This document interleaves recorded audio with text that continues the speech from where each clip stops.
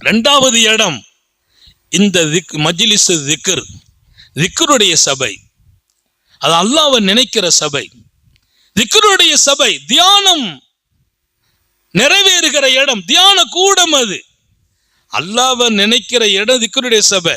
அல்லாஹ் அல்லாஹ் அல்லாஹ் அல்லாஹ் சொல்ல சொல்ல இன்பம், இன்னொரு பக்கம் அவன் பக்கம் ஈர்க்கப்படும் நிலை.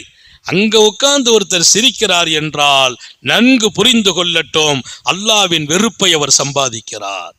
நமக்கு அந்த இடத்துல சில பேர் இதுக்கு சிக்கர் செய்வாங்க, கொஞ்சம் வித்தியாசமா இருக்கும்.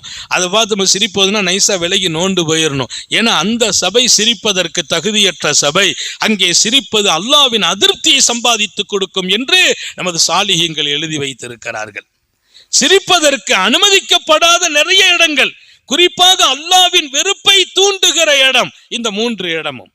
ஜனாசாவுக்கு பின்னால சிரிக்க கூடாது, திக்ருடைய சபையில சிரிக்க கூடாது. ஒஐந்தல் மகாபிர், மூணாவது கபருஸ்தான் பக்கத்தில் வந்தால் சிரிக்காதீர்கள்.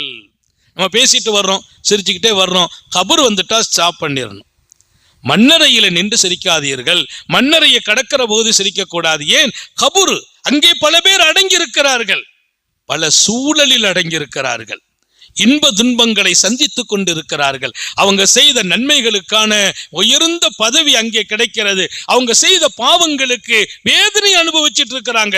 அங்க நீங்க கபூர்ல போய் நம்ம நின்னா அங்க சாலிஹீன்கள் இன்பமான இடத்துல இருந்துகிட்டு இருப்பாங்க.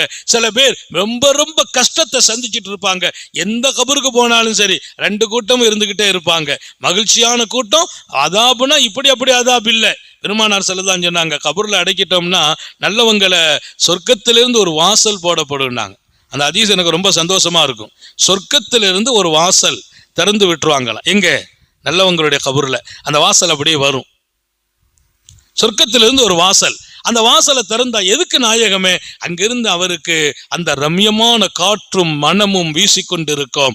அந்த மகிழ்ச்சியான குழு குழுன்னு காத்து, மகிழ்ச்சியான அந்த நிலை, மனமான நிலை, அதில் அவர் நிம்மதியா தூங்குவார் என்றார்கள் நபிகள் நாயகம் ஸல்லல்லாஹு அலைஹி வஸல்லம்.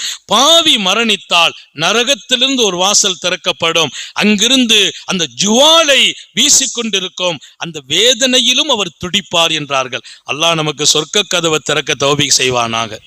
அப்போ எந்த கபர்ஸ்தான்ல போனாலும் அந்த நிலை வரணும். 2 பேரும் இருக்கிறாங்க, கஷ்டப்பட்டுக்கிட்டு இருக்கிறாங்க, ஹாப்பியா மகிழ்ச்சியா இருக்கிறாங்க. அந்த இடத்துல நீ என்ன சிரிக்கிறது? எனவே மண்ணறையிலே நின்று மண்ணறையை கடக்கிற போது சிரிக்காதீர்கள், அது அல்லாஹ்வின் அதிருப்தியை சம்பாதிக்கும் என்கிறார்கள்.